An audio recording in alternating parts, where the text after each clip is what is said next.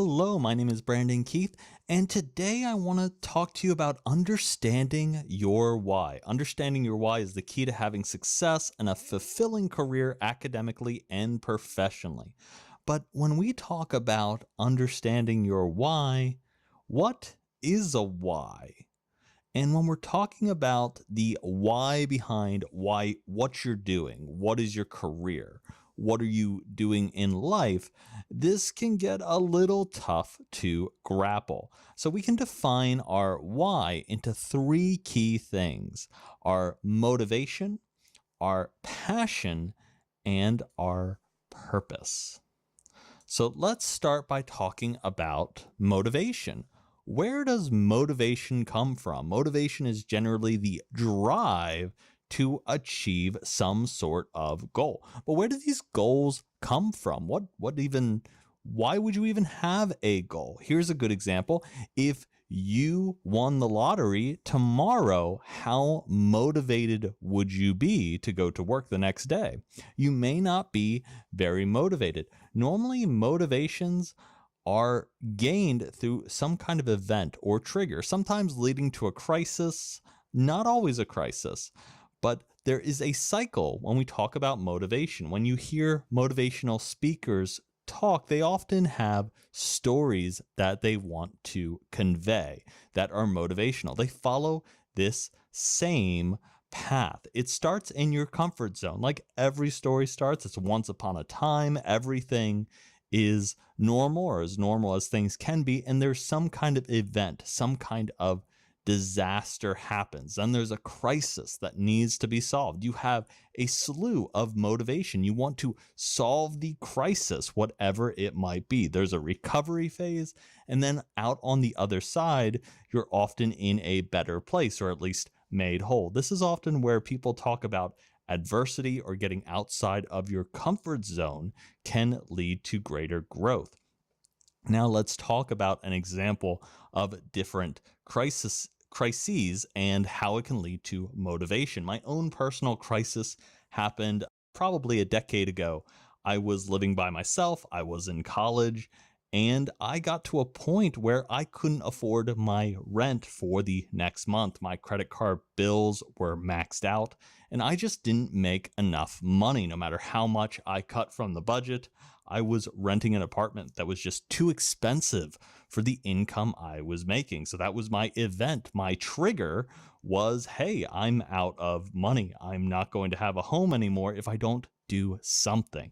I had a slew of motivation. I applied to lots of different jobs, tried to do something to increase my income. I ended up getting a job that raised my income by almost $10,000. It helped save me and get me out of that crisis. I had my recovery period, catching up on bills, and I ended up in a much better place with a better job. I was motivated from that event, that crisis, to find a better job.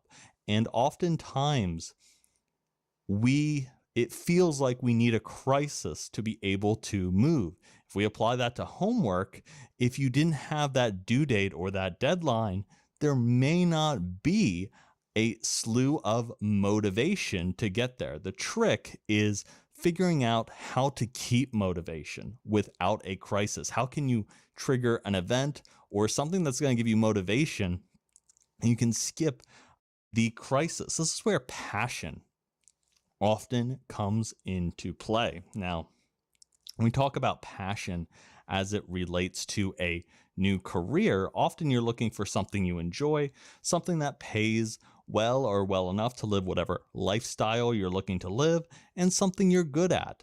Generally, the key to making money, or money that pays well, is being really good at something, even if it is just one skill. If you can be good at a singular skill, you tend to be able to make a lot of money at it. But if you're doing something that pays well and something you're good at, but if it's not something you enjoy, not something you are passionate about, it's likely going to be boring. You're going to lack that motivation to even get to that point sometimes where it pays well, because it's just not motivating. It may even feel soul draining at some points. So, finding something you are passionate about. Now, this can take a while to find. It's got to be something you enjoy and something potentially you're good at, or something you can get good at. You don't have to be good at it right away. This is going to be key to finding your why. Now, for example, it took me a long time to figure out my passion for teaching. I started in IT, moved into cybersecurity. It wasn't until many years later when I gave my first few presentations and started teaching at various universities and colleges, I realized I love teaching. I love helping people understand and taking things that are complex, making them simple, and changing people's lives. And that's where we get to our purpose.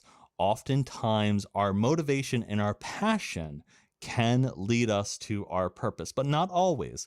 Purpose, being purpose driven or having a driven purpose, is very individual to everyone.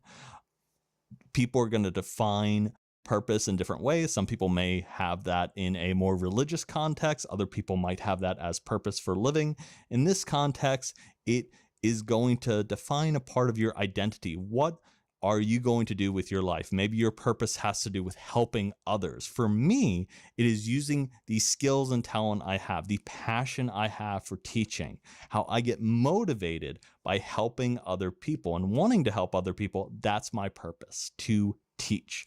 I find that as the most fulfilling and passionate purpose. Yours likely will be different.